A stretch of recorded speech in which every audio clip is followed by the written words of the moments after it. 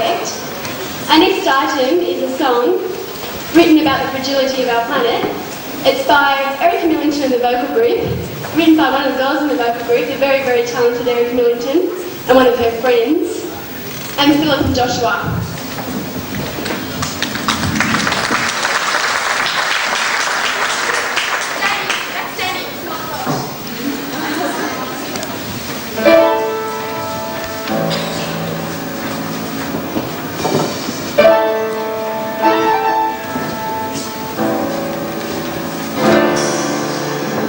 The sky has turned a sad gray, but not because it is a winter's day. Goodbye, the sun, a pleasure that causes so much pain. The tears we cry, they're known as acid rain.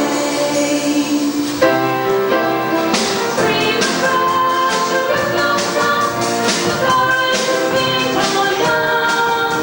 A field right when the earth is gone, protest in silence, no one made a sound. Far across the sea, in a foreign land, the military guns that wave beside the sea and sand. Saying what has happened here, it comforting our lives. It happened yesterday, our land is going to die. Scream and crash, a rhythm sound, the forest is being torn down. A blue cry when the earth is flat, protest in silence, no one made a sound. Darling Mother Nature, we bid you farewell. Your children foolishly have built a self-destructive cell. They are content to let day turn into night. Rage, rage against the dying of the light. Scream and crash, a rhythm sound, the forest is being torn down. A blue cry when the earth is gone, protest in silence, no one made a sound. The sky has turned a sad gray, but not because it is a winter's day. Goodbye, the sun, a pleasure that causes so much pain. The tears we cry, they're known as acid rain.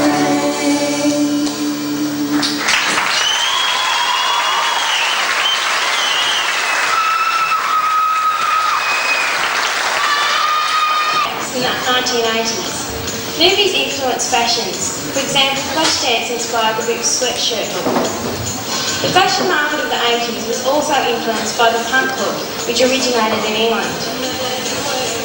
Rock videos have also influenced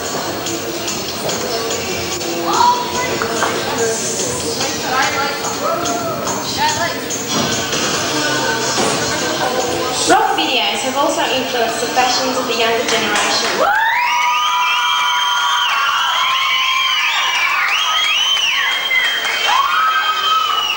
Younger viewers took note of the fashion trends of Cyndi Lauper, Madonna, Prince, Boy George and Michael Jackson. What are the fashions of the future? The studies of history's reflection on the world of fashion isn't new. It is important to understand the cyclical movement of fashion and how current events affect styles. Perhaps we shall find ourselves going further back in time, seeking a modern equivalent to the complicated embroideries of the Renaissance that made dresses into works of art. Will fashions come back to the future?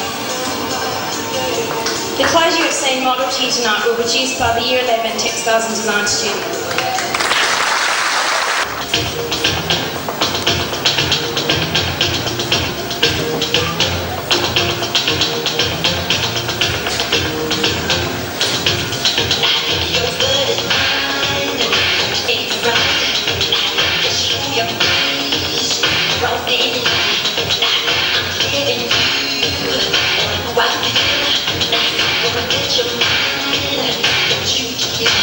Come on.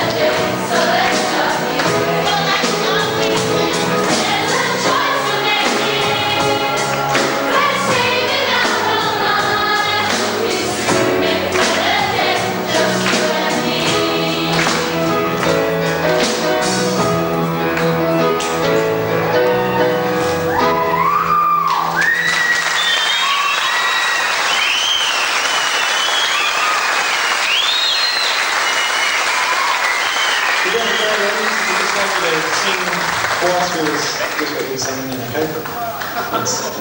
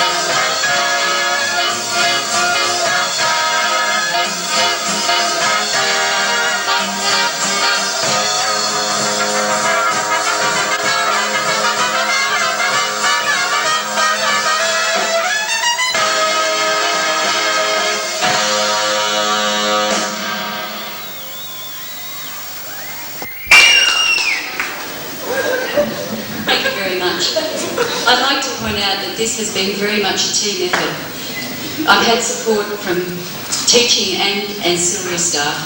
I've really appreciated it. Also, I'm sure you're all aware that Barrel High only produces superior type students.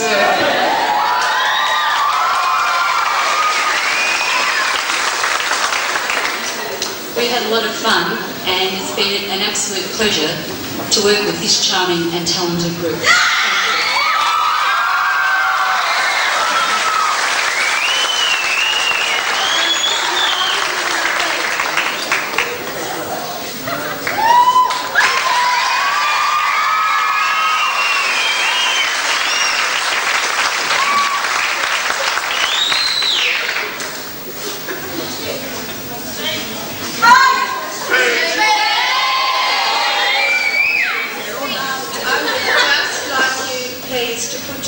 hands together for the ladies who have dressed the performance tonight. They're fine, sewed, altered.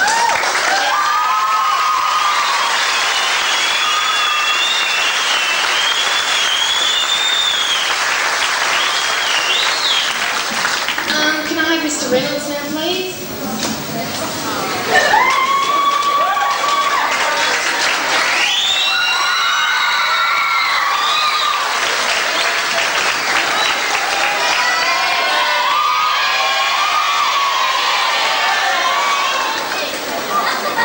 Thank you very much. Look, it wouldn't have been possible with so many people involved had they not turned up at the right time and been ready. It just wouldn't have worked. They were fantastic. Thank you.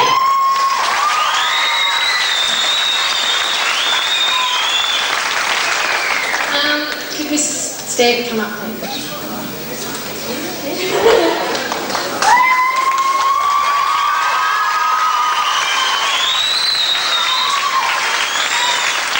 She was responsible for our faces. I take the blame.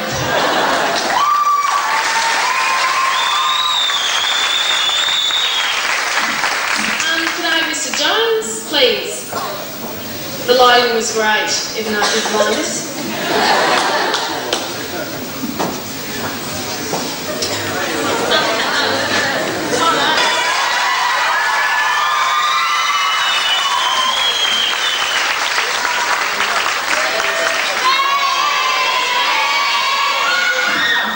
Hopefully we'll be able to now provide some more lights. We don't have enough.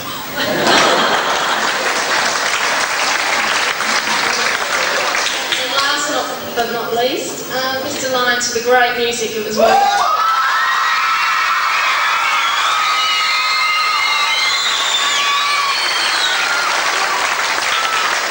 I think it's all been said, but we've got a highly talented bunch here and I just enjoyed myself. I hope they did as much as I did.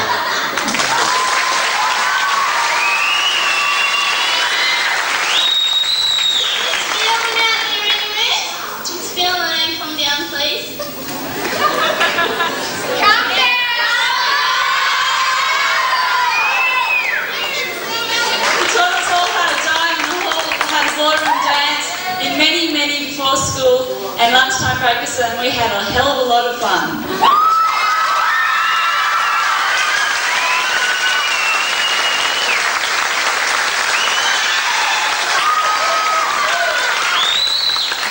Thanks to the other groups for being patient while we were in the hall. I sort of stepped in and butted in and said, "Hey guys, it's our turn." So I pushed and I was pretty pushy. So thanks very much for all of that.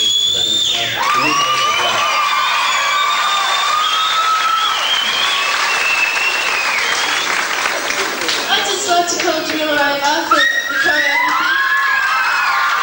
I'll tell her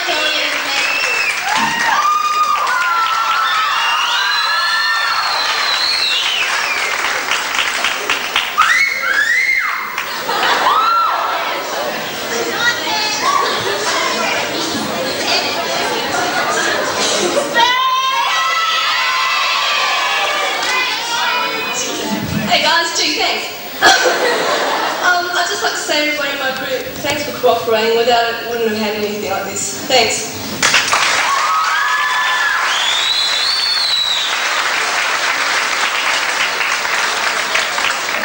Miss Fairley?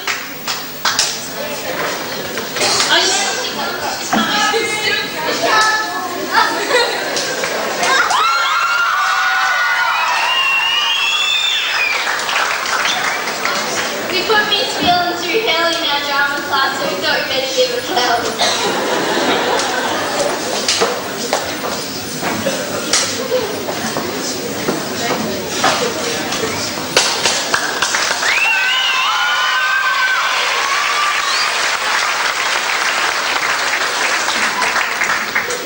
I'd just like to thank Mrs. McRae for helping us put together the fashion parade with the Year 11 textile students. But we had some flowers for her, but she had to leave early, so we can't give them to her. We'll just have to give them to her at school on Monday.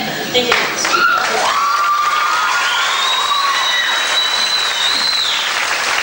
I'd like to thank Mrs. McRae for coming up with the idea for the 60 years on.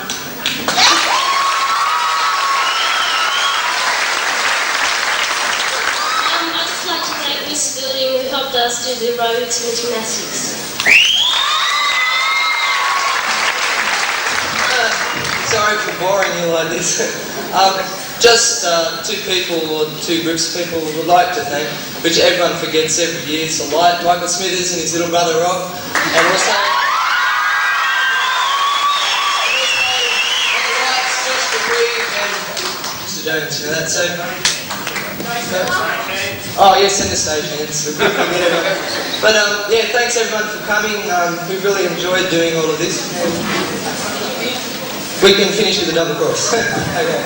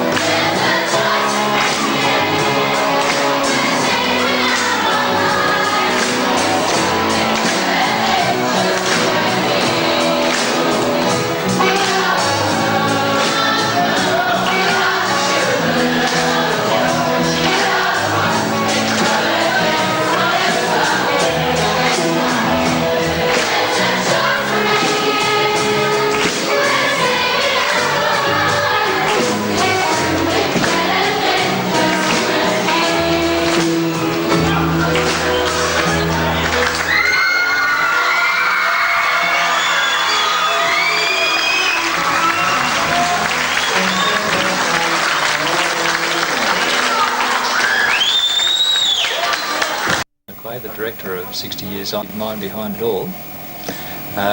Jenny, how did the 60 Years On go in your books? As the concept that you had originally, did it follow through, fall into place? It did, Dennis. I was thrilled with it, absolutely thrilled. Mainly, I think, because of the number of people involved.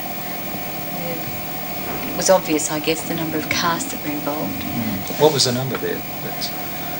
I haven't got a final count, but I think it was somewhere around 180 actually. Right.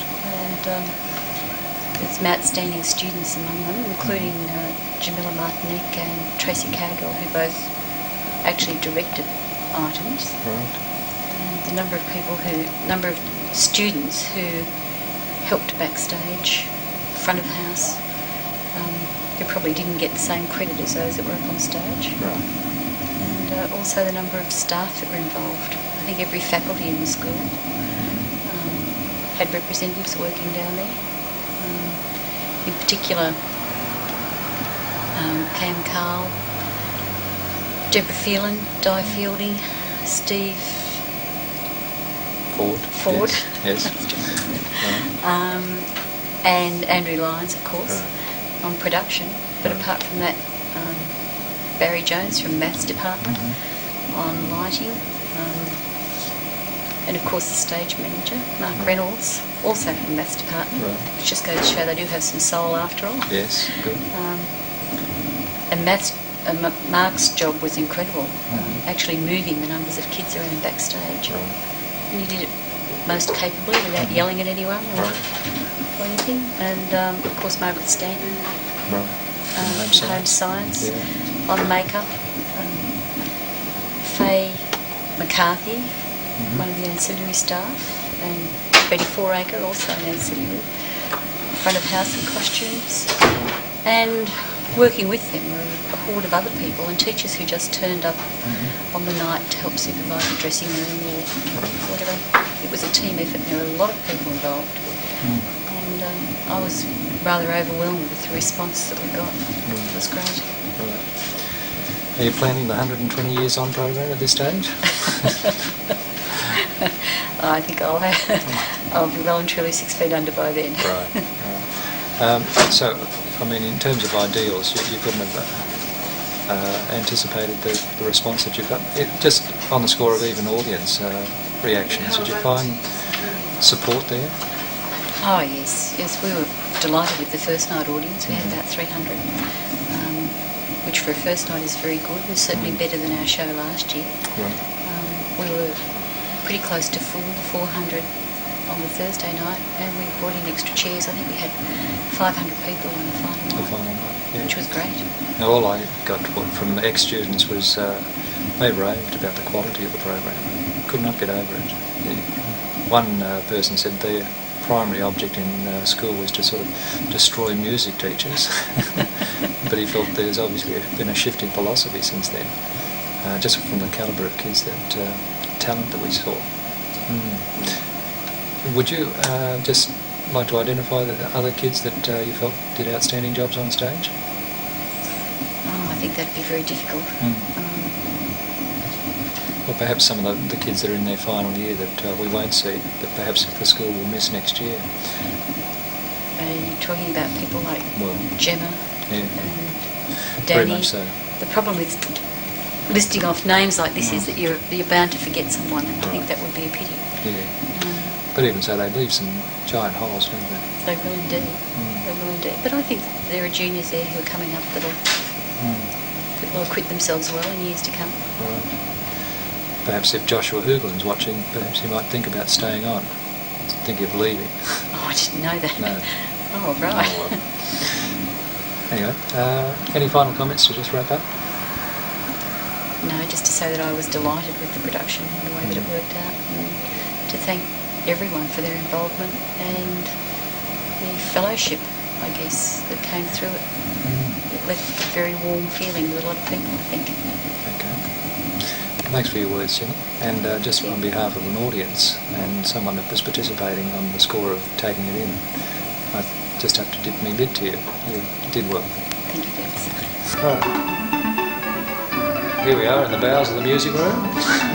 Computers all around us. I don't know that I like that analogy. Well, Andrew, talking about the 60 Years On review, can I just start by giving you a compliment in terms of the quality of the programming, particularly from a musical point of view. I've just spoken with Jenny about the theatrical side, but perhaps some views that you might have had of the whole program for it. Well, I think the concept itself was so clever in the first place, it was almost guaranteed success. The music seemed to be self-generating after a while. The kids were so keen on the idea, particularly the mainstays of the music program. Danny, Miriam, Gemma, Phil, and all the other kids who were involved in the small items on the front of the stage. I was really pleased at how they took it and just ran with the whole idea. The reception that they got from every night, I mean, did they really feel that they were lampooning, satirising these great names? Or? They were having fun, basically. They really enjoyed themselves. Particularly the small group vocal things. They just had so much fun getting it together, and every rehearsal was a crack up. It really was. Now, just looking at people like ABBA and the Beatles, they just became as large as their mythical counterparts. By the end of the program, there was just this enormous wave of reaction that you could anticipate when the Beatles came on. It was just like a going back in time. Yeah, it was like that for me too, I suppose. I think the people of my generation, roughly my generation, were having a tremendous nostalgic time. I think everyone relived the whole Beatles era. But the kids who had not been there then, let's face it, the ones who were performing were born well after the Beatles were popular. Even so, the Beatles somehow seem to still be seen as a group that is extremely successful, and they identify with it. What amazed me was the way they went for ABBA. I can imagine, say, 5-10 years ago, the kids would not in any way have been interested in doing ABBA. It was just yuck, ABBA, teeny bopper music. But of course these kids were probably in kindergarten when ABBA had reached and passed their peak. So they didn't have any of that early teen need to disassociate themselves with it. And they just got into it and loved it. They just seemed to get more and more into it as the right. nights wore on. Every production got better. Yes, and actually Philip Barkey was irrepressible. I thought on the last night he and Miriam would just bring the house down. And even Danny, who I would call stay, was beginning to show all sorts of signs of breaking out. That's true. Talented people, all of them. Right. Well, what do we do next year when we have such large holes appear in our musical That's talent? a worry, it really is a worry. But I think we always go through troughs and crests. I think we're on a crest with the current Year 12s. Right. But it's happened before. We've had many top musicians leave the school, and I've often thought, well, what are we going to do next? But they're coming through. Right. There's a good crop of Year 10s. Right. And there are more than I see signs of in Year 7 and 8. Right. So I'd imagine music is well and truly alive in Southern Highlands. It's going to keep on going. Right. Okay. Any other reflections on the musical program that you were obviously over the moon about? But yes, I was very pleased. Right. I think that, as I was saying before, the concept of the show was the stimulus for everything we did. And once we came up with the idea of, well, we'll have music, dance, drama for each decade, from then it was just a matter of eliminating things in order to fit it into the program. There was so much we could have done. But what I think we ended up with was very, very pleasing all round. I think the only problem now is how do we top this next year? What are we going to do in the future? Yes. In some ways, going back to a traditional musical is going to be a bit of a letdown. Even so. I have to compliment you again, and the whole cast obviously needs to be given a merit certificate on their performances, but for your involvement and your participation, I think we all owe you a debt of appreciation. Thank you very much, it was a lot of fun. Thank you. Phil Edding from the PE staff, and we were talking earlier with our director, who said that it was an all-staff affair, and one of the people that helped with the 60 Years On, in particular with the, what was it? Gymnastics. Gymnastics, of course. Before we get into the gymnastics, Di, what did you think of the 60 Years On review? Was it a success in your books? I think it was a great success because it involved lots of different faculties. It just didn't involve the music department, so there were students from and teachers for different faculties, so it was a whole school thing. Right. And I think it was good for the kids to become aware of what has happened in their past, and maybe looking forward to the future where they're going from here. Right. How much did you research the costuming, for example, of the PE uniforms and the like that we saw? Well, we were going to ask some of the PE teachers, but we thought maybe we had to go back a little bit further on some of the ones on staff. But we looked up some old PE books and handbooks and had a look at what people were wearing, and from that we worked out what the students would wear, and the uniforms that they actually wore in the 60s were uniforms that we found in the sports store from Barrel High. Great. So they definitely came out of the archives. Luckily there was no mothballs in them. Right. Are there people that you'd single out as having done particularly well in the gymnastics area? I think particularly in the gymnastics, the three girls who performed all the tricks, Jolene, Judy and Carolyn, they did a lot of work. They were outstanding. And I don't think some of the audience actually realised how hard some of those tricks are to do in that area on the floor. Right. And I think Joanne Purcell did a lot with the work of the aerobics that they did in the 80s. Right. So those girls in particular, but all the girls worked hard together. Right. There was one night there was a complete disaster. What was that, Friday night? Bits and pieces. That was all part of the act. Oh, right. Well, the question I'd have was that on Thursday night when the pyramid kept collapsing, that was part of the act as well? That was definitely part of the act. That was scripted. However, it was quite funny because for the first two nights they kept falling down, and on the last night the only thing that did go right was that they held the pyramid. So it was scripted, but everything else went wrong on the last night. Okay. It's fine. I'm not going to stop ringing. Well, thanks very much for your words, and congratulations on a great success. Thanks a lot. Ford, who orchestrated and, I should say choreographed many of the dance routines that we saw on 60 Years On. Steve, just a general reaction to the 60 Years On review overall. What did you feel about it? I thought it was fantastic. So many kids were able to show so much talent. It was really good. There were people there who have gained my respect because of the amount of effort that they've put into it. It's really amazing the amount of effort that they did put in. Right. Now, where did the dancing, in terms of the concept, when did that all issue into the program? Was it a late afterthought, or was it always there? Oh no, we were asked by Mrs. McClay what dances were from different times. Right. So we chose a swing waltz, which was quite a delicate sort of dance. We chose rock and roll, which was a lot more lively. Right. It was pretty good because the kids, most of the kids knew absolutely nothing about it, right. and they decided that they'd rally to the fore, they'd have a go at it, and within about 3 or 4 lessons or mornings, all of a sudden they had it. And then after that, it was just a matter of perfecting it. And the kids just kept on going from one good to a better good to it was fantastic. It was just fantastic. Yeah. In fact, I'm sure that most of the people in the audience who are watching this just couldn't credit the way in which you fashioned those kids. If what you say is right, they started from zero. Oh, It certainly came on. As far as the choreograph goes, it's pretty hard to choreograph a dance that's been around for ages, but the timing and everything started to come together. Their arm movements were even working. It was very, very well done. As far as the clothes go, Mrs. MacArthur was fantastic. She was very helpful, and all the ladies behind the scene. But the kids just, they really put their heart and soul into it. They didn't stop from the word go. Well, actually, it was evident that they were enjoying themselves. The rock numbers, that was exceptional. Yeah, we had one session at my place for a couple of people, and that turned out to be quite good as well. Everybody thought that it was very well done. We also found that there's now a great hunger by both the juniors and the seniors for dance. So we've got dancing of a Wednesday morning and lunchtime for the seniors and a Thursday morning so lunchtime the for the juniors. spin-offs are already there? Oh yeah, we've had over 50 kids turning up at each one, which is really good. Yeah. Well, congratulations, Steve. Thank you very much. A job well done. Congratulations to the kids, they were the ones who did it. Indeed. Thank you.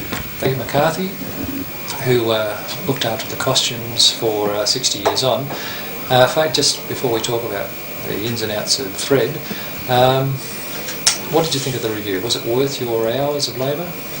Yes, I think it was worth it. It was a lot of work because there was around about 180 children, and trying to dress them in a period of 60 years, which is a lot of variety of costume. Right. It was a lot of work, but I think it was worth it, even though I haven't seen it right through yet. Ah, yes. Okay. When you say you haven't seen it through, are you still making costumes? No, I didn't ever sit and see the review right through. Okay. Well, we hope this tape will be of some benefit to you when you turn around and look at the glamorous things that you ended up with. Do you have any idea of how long this took? I think for the time I said that I would take on the coordination, I think it was about 7 weeks beforehand. And there would have been no way that I could have done it single-handedly. I had a brilliant band of some mothers and some other staff who, every time I said, "Can you help?" they usually hopped up and helped. Do you want to single out any names that stand out anymore? Lynn Sprouse, she was absolutely wonderful, and Bessie, every time I turned around, Bessie was saying, "Calm down, I can help," which was wonderful. Right. Okay. Now, when you say there was this 60 years of variety, which was your worst nightmare as far as decade? Is there one particular?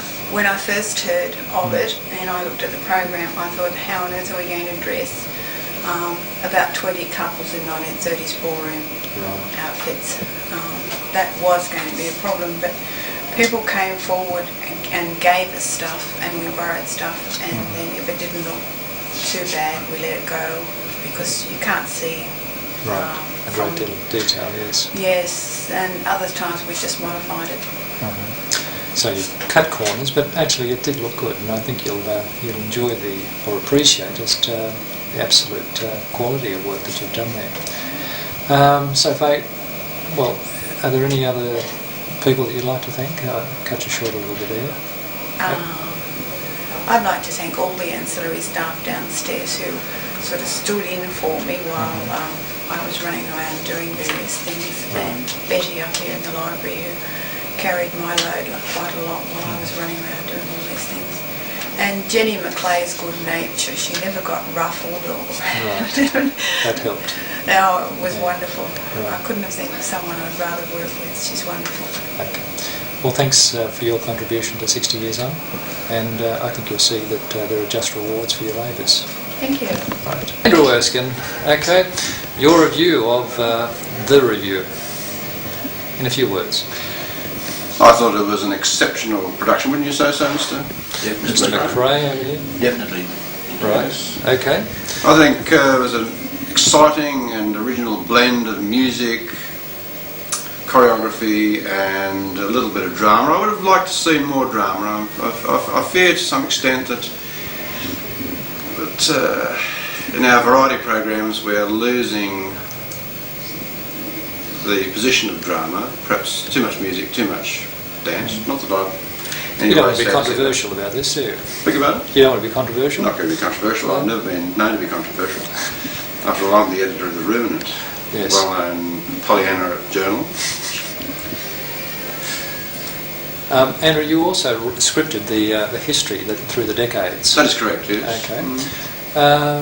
A good time had by all, do you feel, as far as going through those decades? And well, was it personal memories for you? Well, absolutely, especially down to the 30s, yes. Yeah. No, what I tried to do is I tried to develop certain themes going through those the decades. Right. One of them was the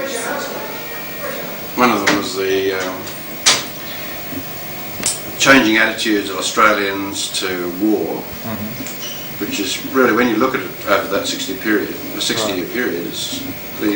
the changes are quite dramatic.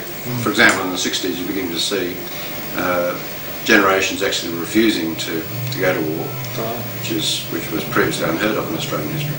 Also, we're having other themes developing. The most interesting theme, I thought, which I was trying to bring out, was the changing attitudes to development of the environment. Right. And this becomes particularly clear. The 50s and 60s were development mad.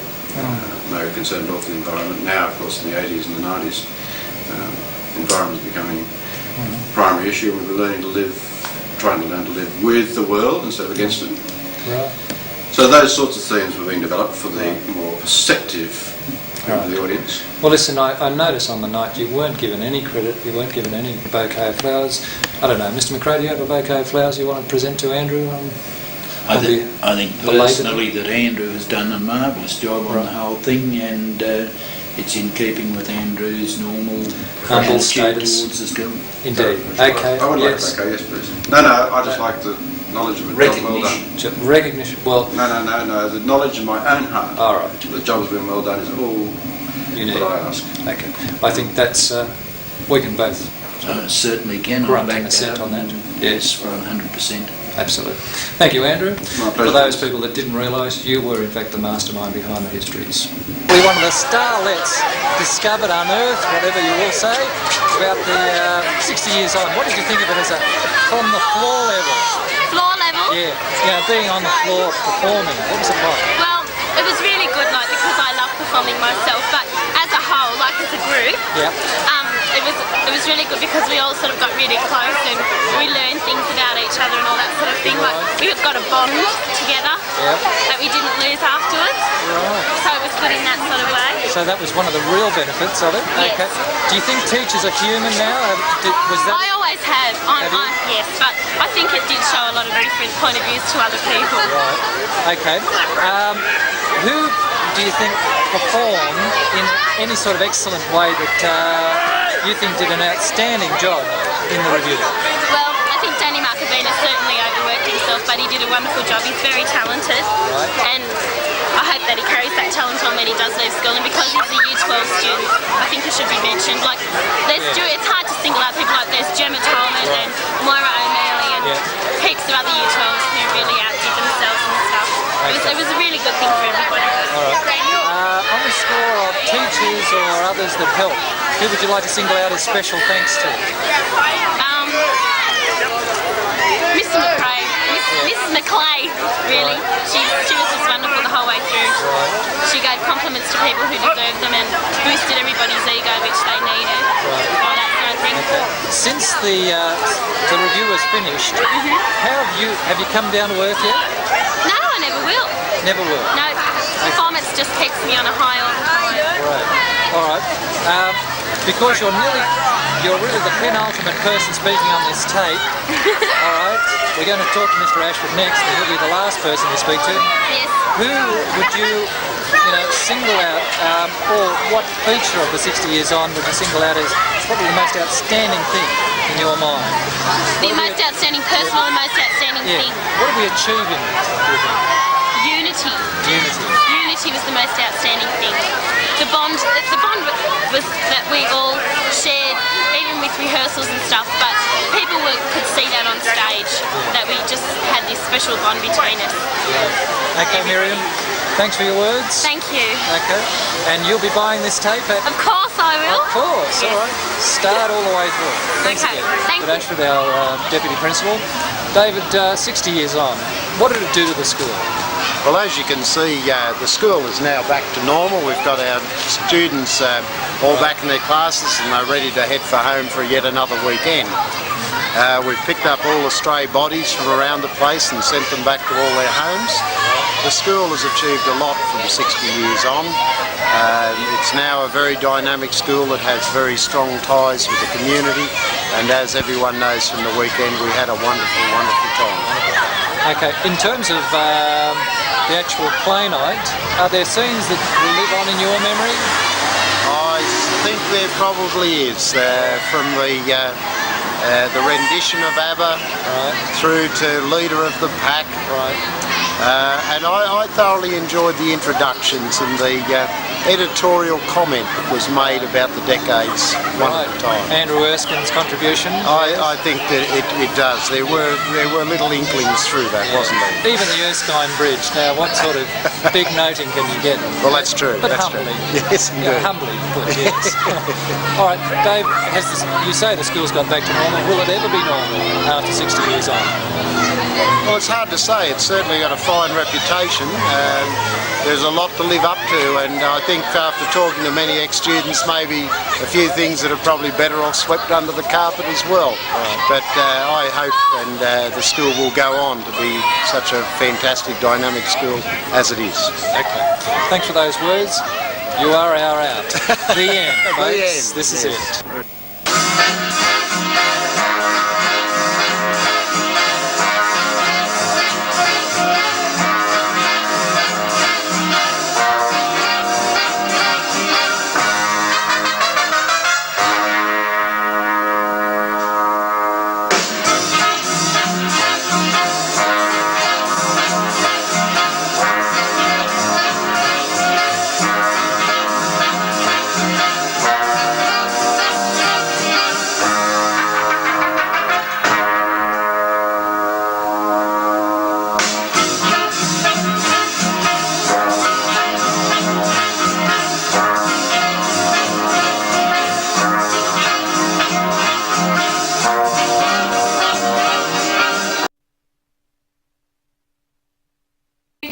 What is basically their first dress rehearsal, but the drama students anyway, their first dress rehearsal for their HSC performances, which will take place on Monday morning, coming Monday morning. Just one house matter before we begin. There is a toilet directly opposite, and those of you who've been here before have heard me do this routine. It's a toilet designed for disabled people. The light goes on when you walk through the door, but if you stay still for too long, it goes out. So you have to wave your arms above your head and the light comes back on again. Okay? These students are given a list of 10 topics this year. They have to choose one of these topics to work from. What they produce is their own work. It's a piece of original theatre that they write themselves and prepare to act for you. The first group chose the topic Remote Power, and the title of their piece is Checkmate. So this is Amber, Luke and Tamara with Checkmate.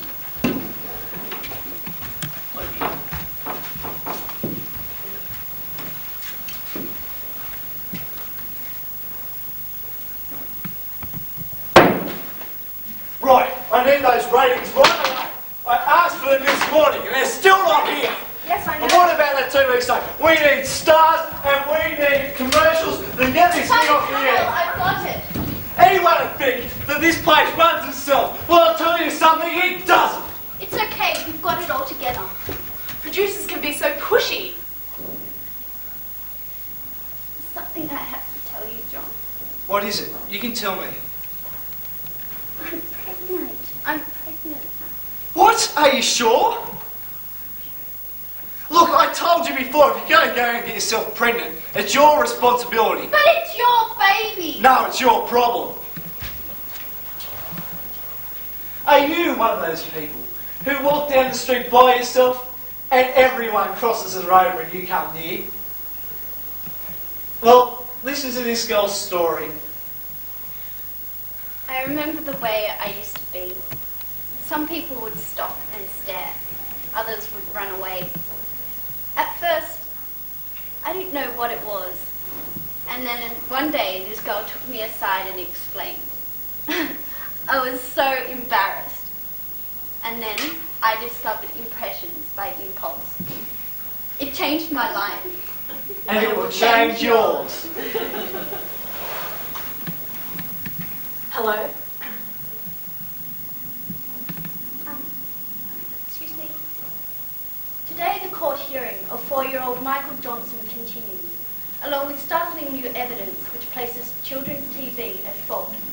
Mark Baxter is reporting live from the courthouse. Today has been a day of mixed emotions. The family and friends of 4-year-old Michael Johnson gathered at Gorges Valley Courthouse for the hearing of the 2 young boys charged with the murder. The 2 youths, aged 8 and 11, came into court today with new evidence that incriminates children's television. The titles of the shows which have been withheld are the influencing factors behind young Michael's death, who died of severe concussion. A devastating result to a game uncontrolled.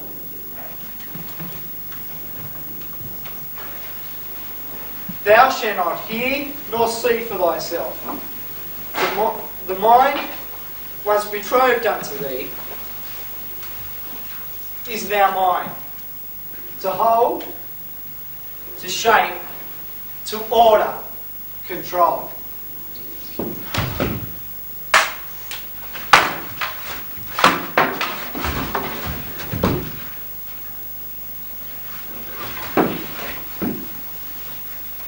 Oh, and don't forget that conference on Thursday. I have to be there at 8 o'clock sharp.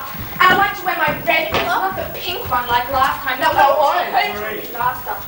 And don't forget that visit to the ridiculous high school on Saturday. You're up it must now. be Friday. I have not just had to struggle to this position as a politician, but as a woman.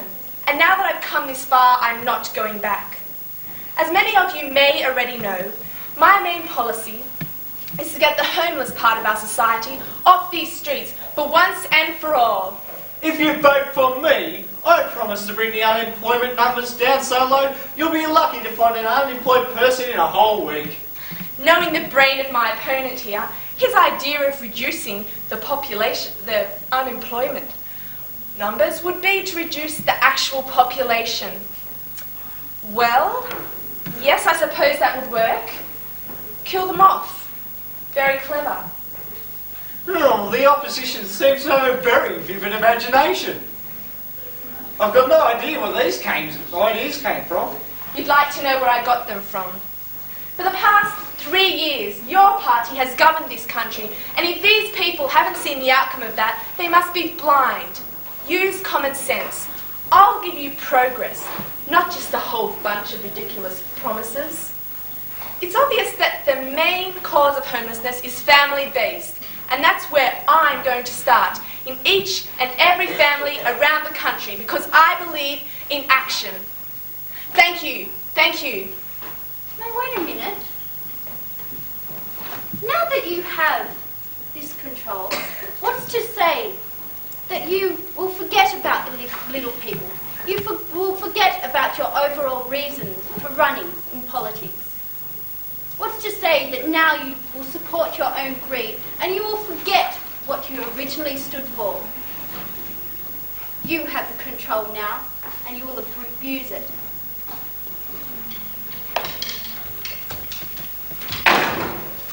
Ye have given me the power, the voice, govern, to control.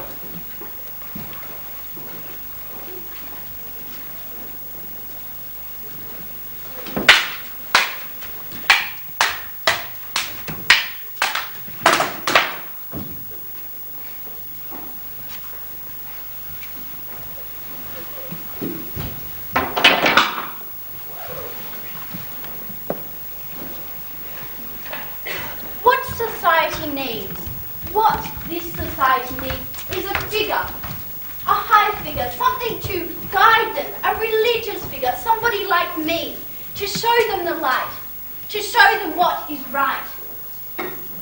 Oh, I'm so glad you could come. It's really good to see you here. This service is honestly the best. Well, I thought I'd give it a try. Oh, May we really begin? enjoy it. I would like to read a passage today after looking at the new generation and what it is doing to itself. I would like to just read this.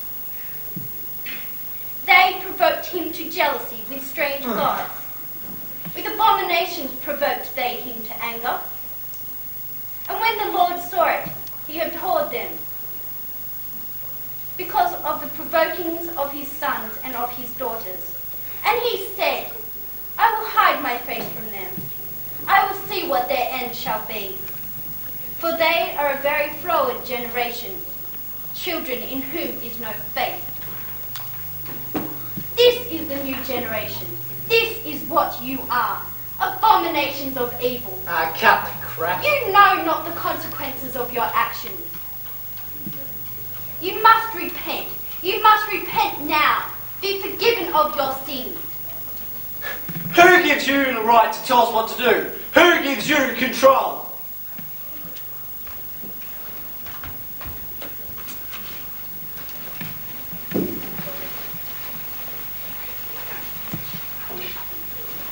Thine trust, 'tis mine. Ye shall giveth me, commandeth me. Dare you taketh the challenge? Do you really have control? Is this the control you've been striving for all this Who time? are you controlling? Where are all your friends? Look at all your enemies. Was it really worth all the effort? It's your move. Checkmate.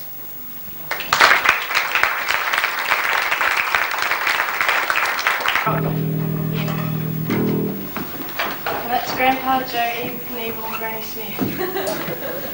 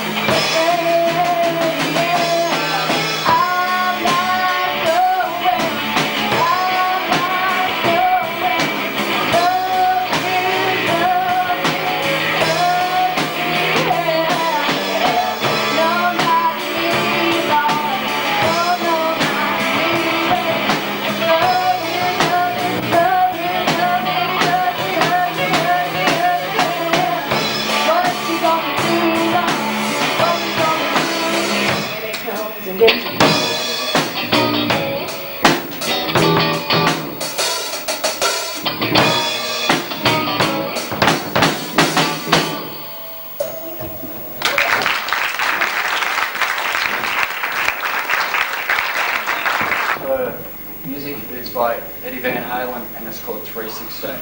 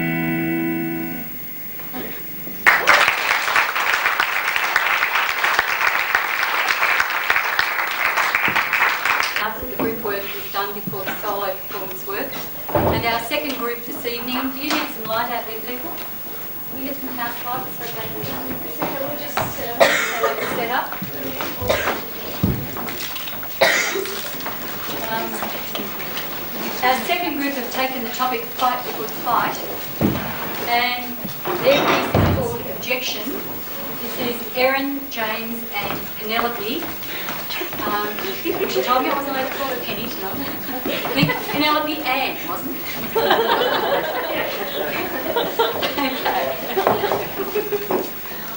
This has a time limit on it. These pieces have to run between 7 and 10 minutes.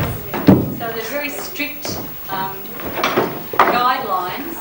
They're also very difficult to write because you have to give each person the opportunity to show that they are versatile and that they can perform in a number of roles and are capable of variation and so on. So it's a very demanding piece of writing that the students are expected to do here. Okay? Fight the Good Fight, the theme topic, and this piece is called Objection.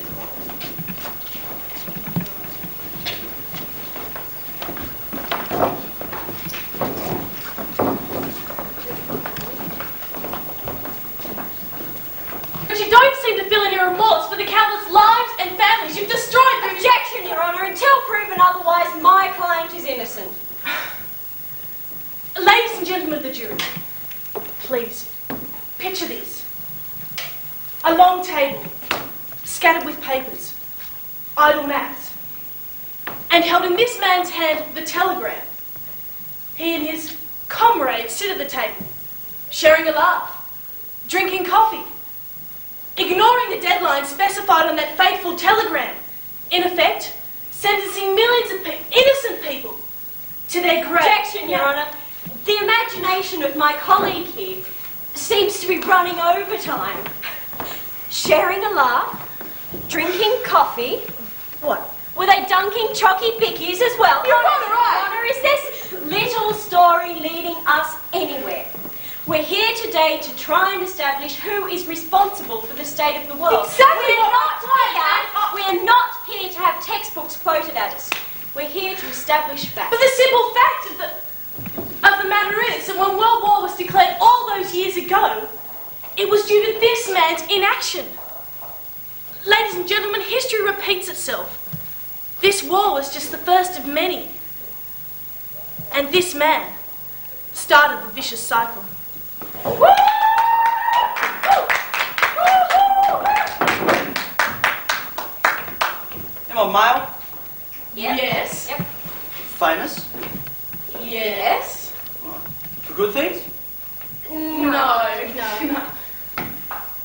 So I'm a baddie? Yes. From movies? No. From history? Yes. What did I do that was so bad? Did I kill people?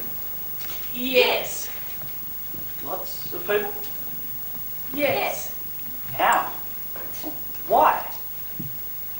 Was I involved in wars? Yes. So who am I then? Hitler? Hussein? Stalin? Mussolini? Is it me?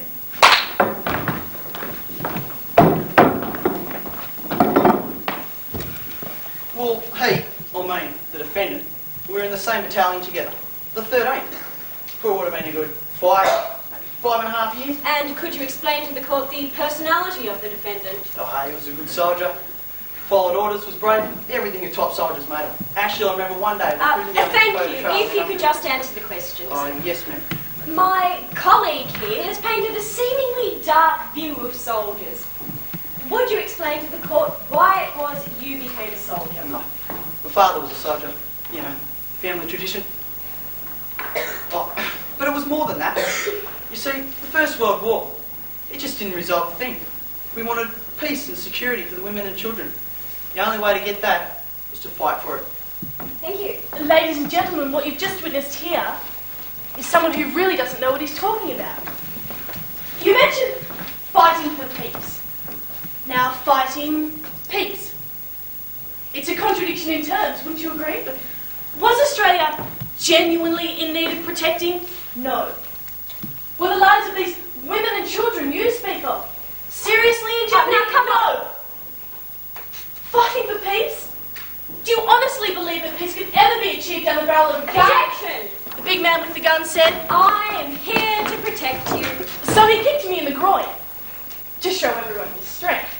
The small man with the gun said, I'm here to protect you.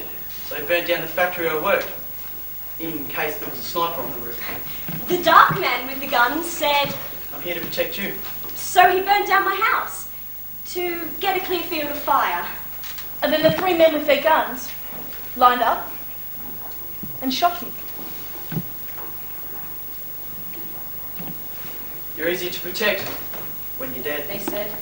So, you were a conscientious objector. You attended anti-Vietnam rallies. In fact, you sent aid to North Vietnam. So, you're a communist. Objection! I'd like to call Major Wood to the stand. Major Wood, could you tell the court why Australia was fighting in Vietnam? Certainly. We were fighting for the South Vietnamese against communism. It was felt that if communism was given a chance, it would sweep through Asia like a disease, and it wouldn't be a long time before Australia was infected as well. Before you left for Vietnam, what was the general response towards Australia's participation in the war? We felt we had the full country's support. But that it all changed by the Objection, Your Honour. The prosecution's prompting the witness. Fine. Tell us then, what was the response when you returned home? Almost the opposite. We got off the planes and we were jeered and spat at. They called us baby killers. Do you believe that? We've been fighting for these people and they turned their backs against us. And how did that make you feel? Betrayed. Ladies and gentlemen, communism is still a vital force in today's modern world. It conspires against freedom, suffocates individualism, and is still the cause of so many wars today. I propose that this man, through his aid to the North Vietnamese communist regime, hindered attempts to crush communism in its preliminary stages, and thus, in part responsible for the chain of death and destruction brought on as a result of communism. Are you aware of the death toll of Vietnam? No, but it was substantial. On both sides? Yes.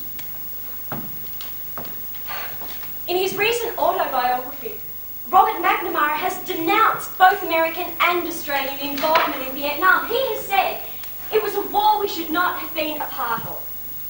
Do you have a response to this? Time.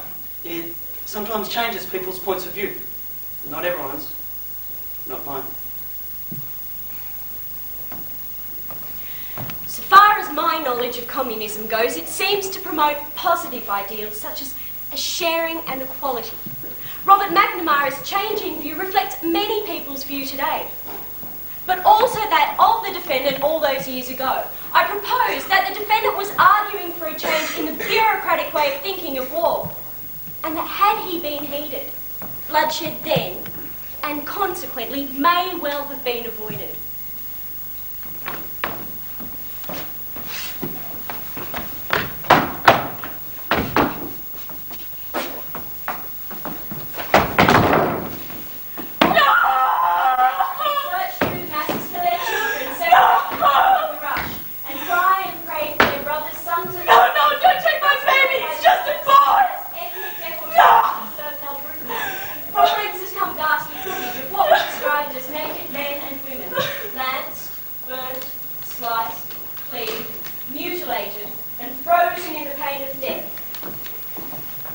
On all these people's lips is why?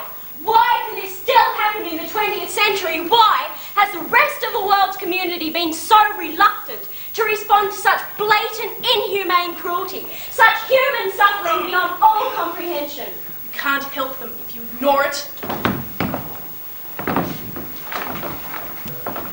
I've given forth evidence today highlighting the terrible state of the world. Surely, all the precious lives lost in war, racial disputes, right down to the violence in our streets, have not been without cause. We owe it to each and every person, past, present and future, to convict he who is responsible. Ladies and gentlemen of the jury, I'll admit that to read a newspaper or to watch a TV broadcast, one could be mistaken in believing that the world we live in is headed down a dark and dismal passage. But I would ask you to remember two things when making your verdict. Firstly, war is devastating, but can we seriously blame only one person for something which involves so many? And secondly, I'd ask that you remember the simple joy and the beauty which does still exist in life today. People of the jury, the task before you today is, I can see, substantial. Please consider what you have seen today and heard before you make your final verdict on whether the defendant is guilty or innocent. Because the outcome of this case will affect generations of years to come. Ladies and gentlemen, verdict is left to you.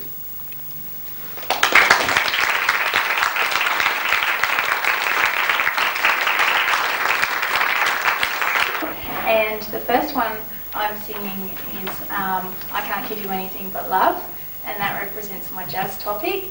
And the second song I'm singing is On My Own, and that's from the musical Les Mis.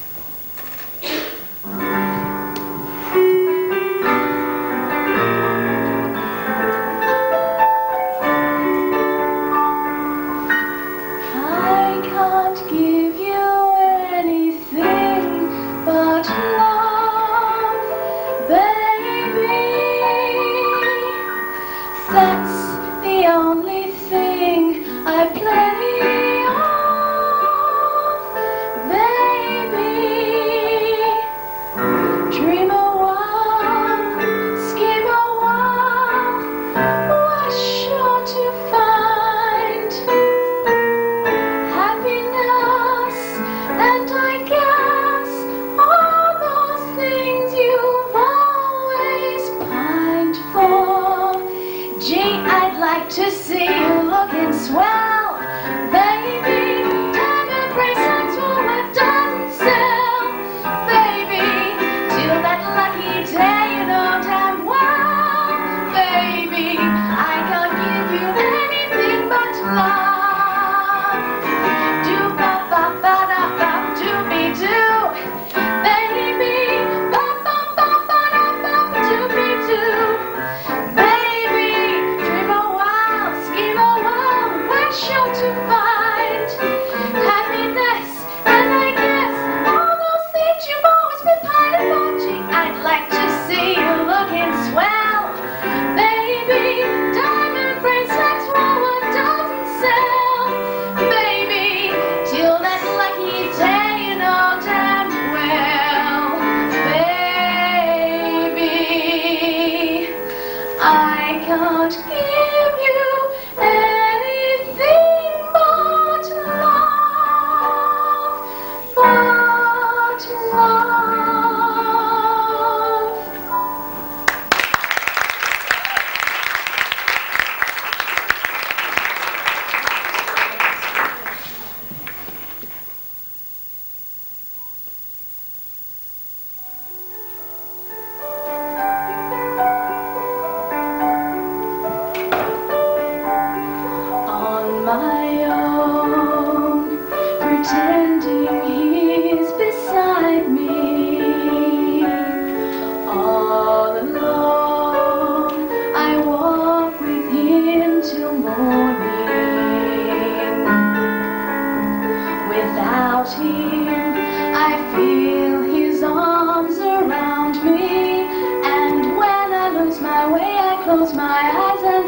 has found me.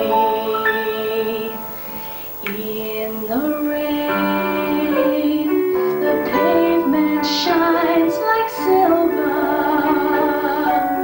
All the lights are misty in the river. In the darkness, the trees are full of starlight. The streets are bare and everywhere the streets are full of strangers. And I know it's only in my mind that I'm talking to myself and not to him. And although I know that he is blind, still I say there's a way for us. I love him, but when the night is over, he is gone. The river's just a river. Without him, the world around me changes. The streets are bare and everywhere the streets are full of strangers. I love him, but every day I'm learning. All my life I've only been pretending. Without me, his world will go on turning. The world is full of happiness that I have never known. I love him. I love him. I love him, but only on my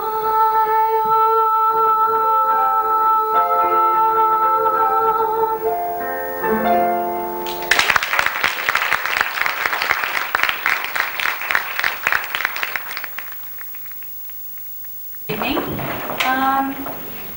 Members of this group had to face, what is a student's worst nightmare. They were a group of 3 and one of their group decided to leave school. So the group of 3 was suddenly diminished to 2 and they had to almost start again from scratch and rewrite their script. And I think when you see it tonight, you'll realise that they've done a very good job of that.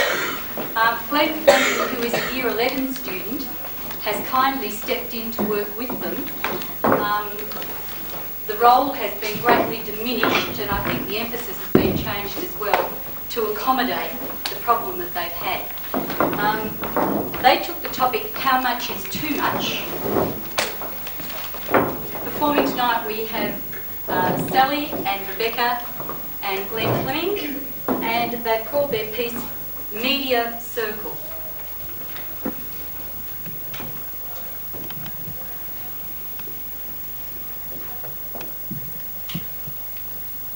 Passengers, you are now travelling on the Media Circle. First stop will be the City Advertiser. Second stop will be Channel 13. And this service will finish at Going Mag Station. Down by the station, early in the morning, see the people talking all in a row. See the station master pull the little lever, choof choof, whoop whoop, off we go. How are you this morning, Fred? Oh, pretty wonderful actually. My little woman cooked me a perfect breakfast this morning. Bacon, eggs, the lot. Well, I see you got your missus well trained. And she's not entirely without culture either, is she? No. Presents well in public, only speaks when she's spoken to. And she don't complain about doing the washing and ironing either. Well, that's what you're married for, isn't it? To keep the household running smoothly. A woman's place is in the home. A woman's place is in the home. A woman's place is in the home. For centuries, women have been considered the weaker sex. The reproductive uniqueness of the male and female is obvious to everyone. Men are bigger, stronger, and have hairier bodies, whereas women are smaller, lighter, and are far less hairy. In the 1800s, the woman's role was to look after the sick and her family. And in the time of World War I, when the men were off fighting, the women had to do most of the jobs. The stereotype has shown the male to be the father and the breadwinner, and the woman to be the mother and the homemaker.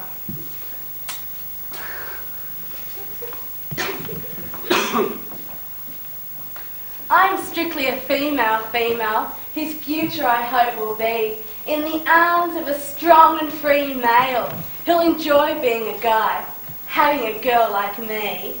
The wife's main duty is to promote the happiness of others, and particularly to enhance his enjoyment. The women are there for the children, the kitchen and the church. If a business firm had any sense, they wouldn't employ a woman in a responsible job. If the good Lord had intended equal rights at work, then he wouldn't have created man and woman. Women are better at dull, repetitive jobs. Women are better at dull, repetitive jobs. Women are better at dull, repetitive jobs. If you had Santa Claus in that corner, and you had the Easter Bunny in this corner, and I had a dare in that corner, you had a smart male, and in this corner you had a smart female, and in the middle you had a pot of gold. Who would get to the gold first? The smart male! All the rest are just figments of your imagination. Now let me ask you, how many men does it take to clean a toilet? None. It's a woman's job. So tell me, why do doctors smack the bottoms of newborn babies? So the dicks fall off the stupid one. I don't get that one. Of course you don't. You're a stupid Finland. I think that's a bit much. We're now approaching Channel 13. Choof, choof, woo, woo, off we go. Say, did you see that show on Channel 13 last night? What, you mean Men's Agenda? That's the one. You know, before I saw that show, I didn't really notice the inequalities between the sexes. Yeah, I guess. It makes you wonder why society does it to its people, doesn't it? I watch I am, I watch I am, I watch I am, I watch I am, I watch I am, I watch I am. Welcome to today's show of Men's Agenda, the game whose aim is to equalise the inequalities between the sexes. So I know that you're all heaps excited about the challenge that our two contestants will be up against tonight. So without further ado, we'll bring on Beck and Glenn. Let's give them a warm welcome.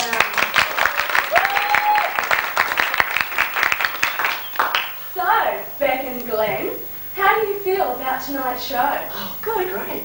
I've got one rule for our contestants. They must answer our questions as quickly as possible and as honestly. So, are you ready, guys? Yeah. And girls? We'll start with Beck. Ladies for gentlemen. Just kidding.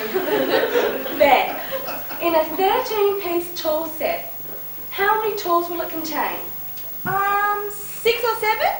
Only one answer, Beck. 7.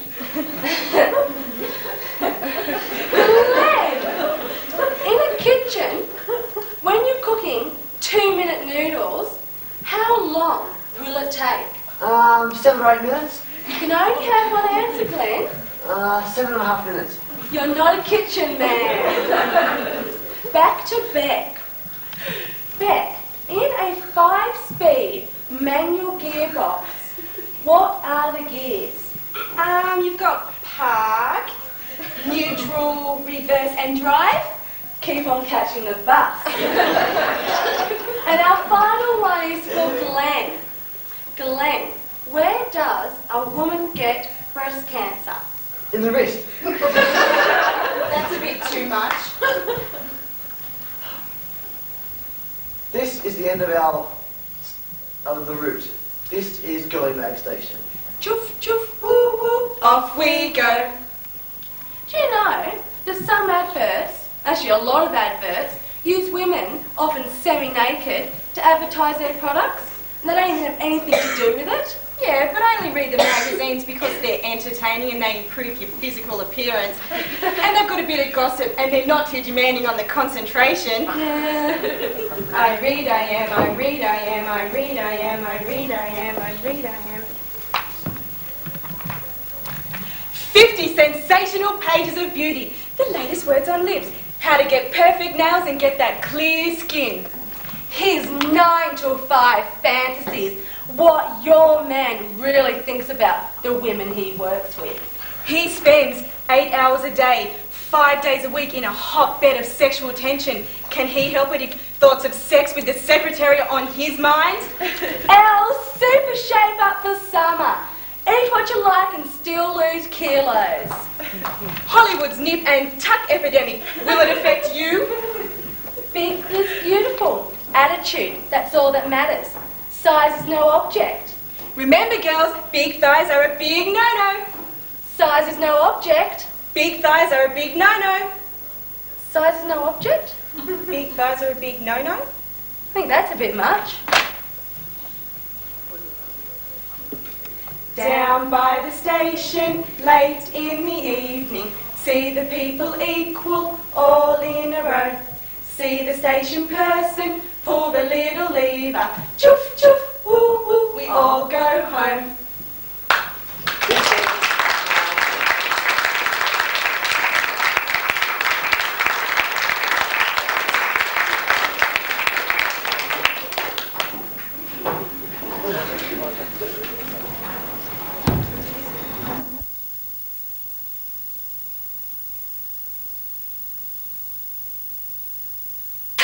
Rightio, this is Scream Against Shivers.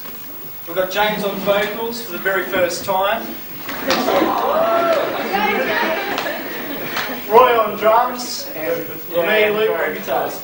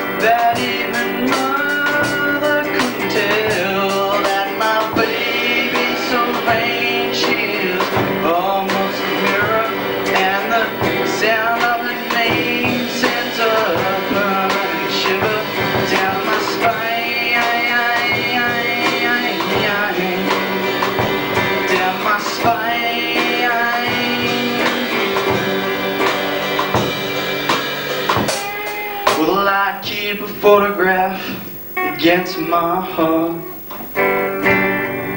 'cause in my life she plays a starring part. Our love could hold on to cigarettes. There is no room for these cheap regrets. She makes me feel so weary.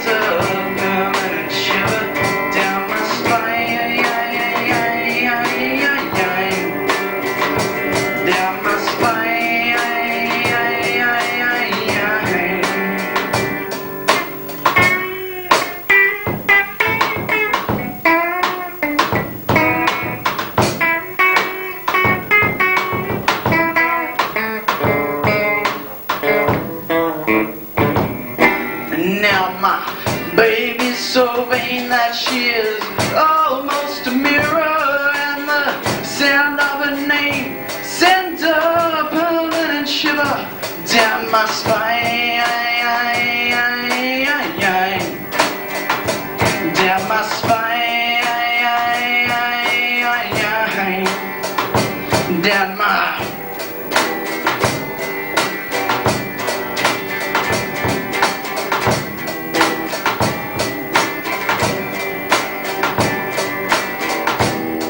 Sends a permanent shiver down my spine.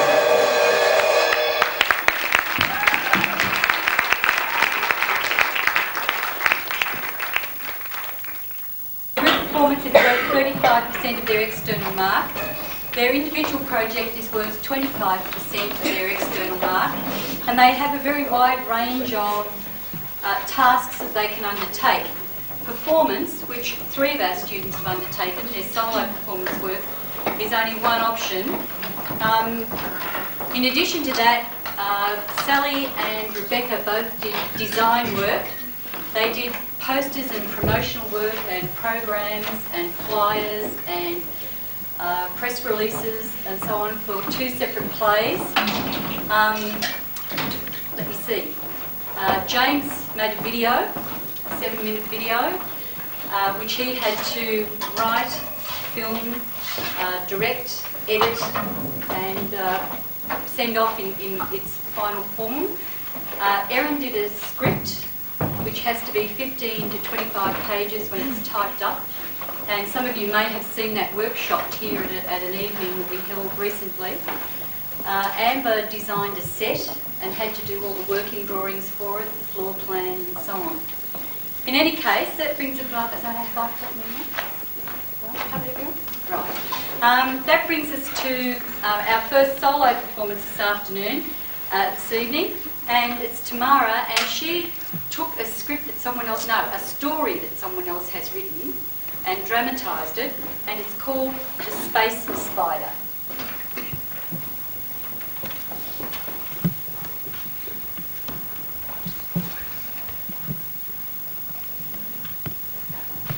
Once upon a time, far away, in darkest space, the starship Sherbet streaks across the galaxy.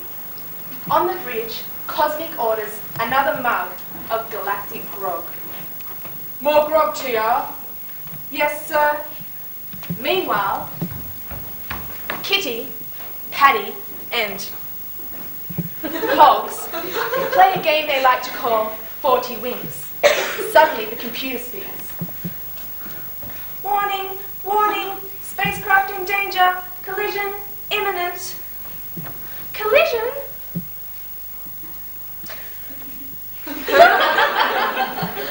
Too late. The starship crashed into a gigantic web strung across the galaxy. The crew race curiously over to the viewing dome and have a look out. Staring straight at them was a horrific space spider. Look at those eyes. Would you look at those feet? Look at that mouth. But before they could do anything about it, the spider had picked up the spaceship and was wrapping its web around and around and around, spinning the sherbet around and around and around. And when he was done, he picked up the sherbet, tucked it under his arm, and scurried along the web until he dropped down onto a dark and desolate planet, where he scurried some more until he got to a cave, where he put the spaceship down in a corner and scurried off. Do you think he's gone? Cosmic, Paddy and Hogs left Kitty to look after the spaceship while they blasted out through the emergency escape hatch and ran as quickly as they could across the surface and down tunnels, and they ran and ran and they fell down and down and down until they fell splat into a gigantic bowl of green, slimy sludge. Ugh, this smells dreadful.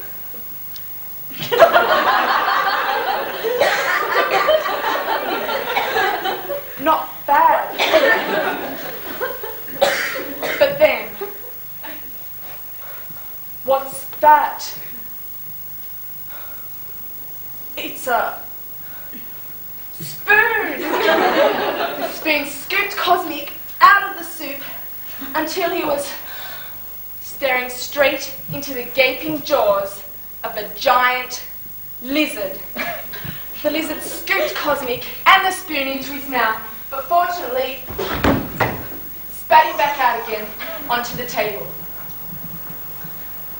Ooh, Mum, there's a creepy crawly in my soup. Oh, how disgusting.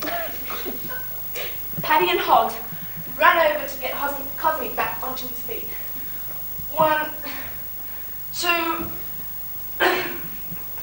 But Dad Lizard had had enough. He went over for his spray can and hunted for the 3. Psh. Psh. Psh. Psh. Psh.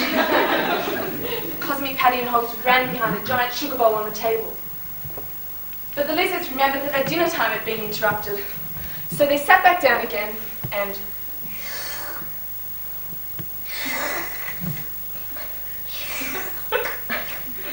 slurped away at their soup again, until finally they fell asleep. I have an idea, man. Jump on that can. What are you going to do, Captain? You're not going to fly this thing, are you, Captain? Of course I am. And he heaved down the huge nozzle and whoosh, they shot off through a shaft in the ceiling and turned until the telecommunicator on Cosmic's wrist burst into life. Beep, beep, beep. Cosmic, Cosmic, hurry! The spider's picked up the spaceship. He's going to eat the sherbet. Full blast ahead, man. Hurry, Cosmic, hurry! But then, at the end of the tunnel, they saw the light, and the space spider, with the spaceship, aimed straight at his mouth. Cosmic sized up the spider, and whack! Straight between the spider's eyes. The crew stumbled off the spider, searching for the ship again. It's over here, guys! Congratulations! Well, it was nothing really. We all boarded the ship again, and the engines roared back into life, and they shot off through the hole in the web again, off into space, heading for home.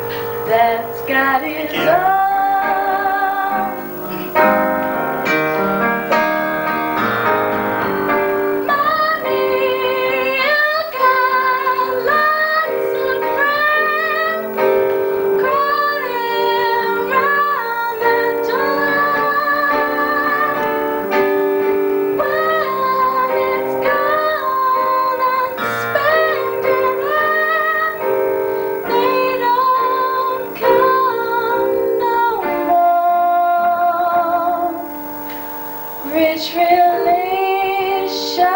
give crust of bread and such. You can help yourself, but don't take too much. Mama may have, Papa may have, but God bless the child that's got his own, that's got his own.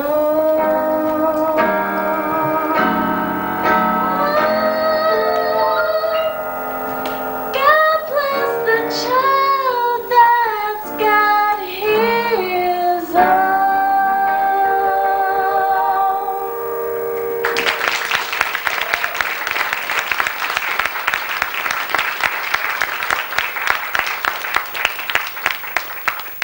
And the next one I'm about to sing, I think you...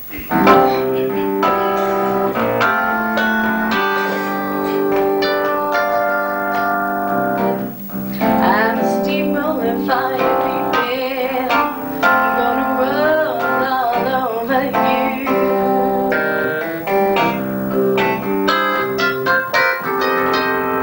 I'm a steamroller fiery wheel, gonna roll all over you.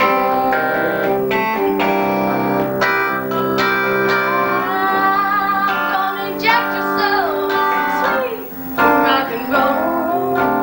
Well, you for the rhythm and the blues. I'm a steamroller, churning out burning fun.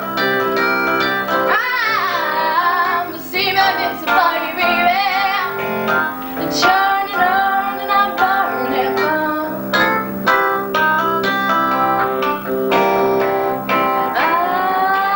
I'm a devilish derby, empty house got steam into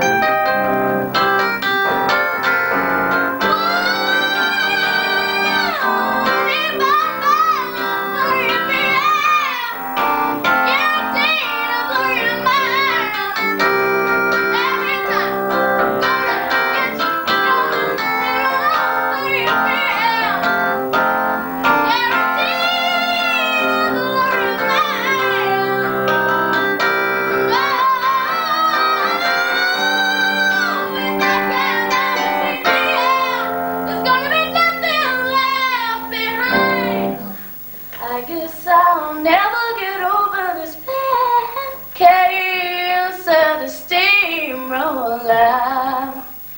blue.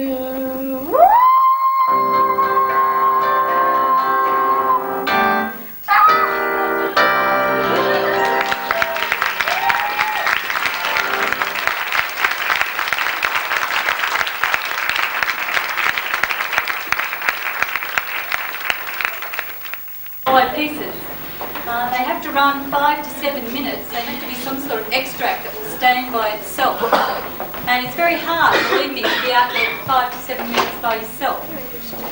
Luke particularly wanted to do something related to Vietnam and couldn't find a piece that suited him, so he has written his own. And this is the first year that students have been allowed to do that. Up until this year, they had to interpret something that someone else had written. So this is Luke's own piece, and he's called it Aftermath. While he's just setting up there, I might take this opportunity to thank Mr. Arkives for coming along tonight and supporting us, as he always does with his video camera. Yeah. Tirelessly.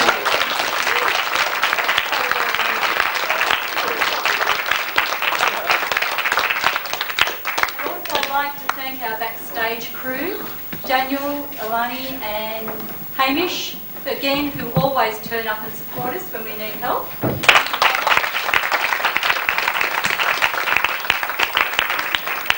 And also the members of staff and staff families who have turned up tonight to help out to move sets, Tim, Carl, Mr Whitten, and music staff and others who've helped. Thank you very much for helping us tonight.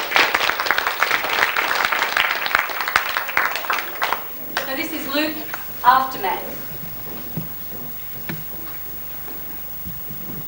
Hey man, you got a dog, bro? Oh, thanks. Yeah. Sorry. You want to start again? Yeah, okay. Yeah, sorry. Okay. Hey man, you got a dog, bro? Oh, thanks. Can I borrow a dog? I'm really hungry. Oh, thanks anyway. Oh mate, can I borrow a buck? Thanks, man.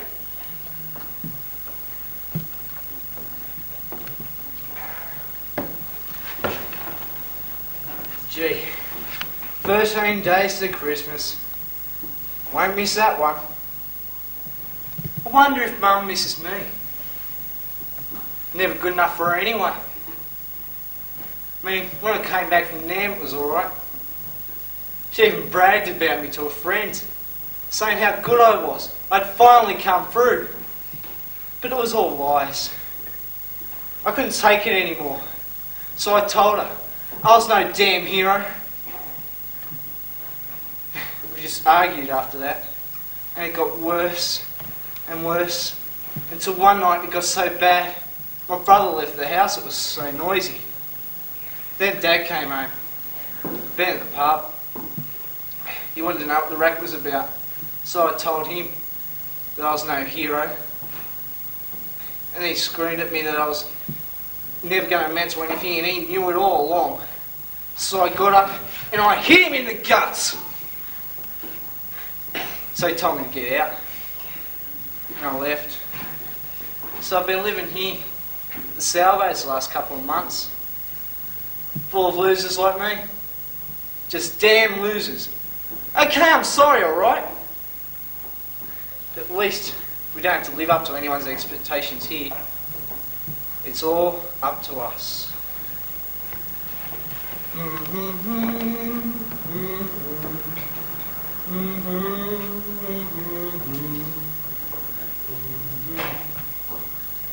Why'd you do it, Mike? That guy was innocent. He was too old to even walk, let alone be in Viet Cong. And then you go and hit him. Again, and again, and again. We were mates, Mike. We did everything together. I'll never forget the time when I slipped on that landmine and you got me out of the road. I never said thanks for that, but I mean it. And we used to have so much fun too. We'd go out in our R&R, get really plastered, and meet girls that we'd never see again. And then you'd go and shoot me. I mean, why? The government was going to do anything about it. I mean, the army couldn't give a shit. Why, Mike? It's not me. It's just not me.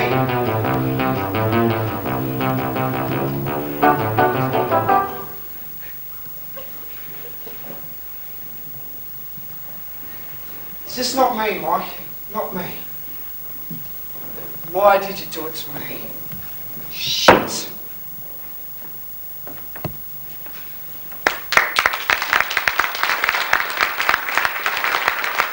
Song. The first song I'm singing is called Vain Serenade, and it's by Brahms, and it's a German leader, and it's about a young romance, and the male is wanting to come into the female's house, and she says, no, my mother won't let you in, and he says, I'm out here in the freezing cold, let me in, and she says, oh no, go home to bed, go home, good night my boy. And the second song I'm singing is called Someone Like You, and it's from the musical Jekyll and Hyde.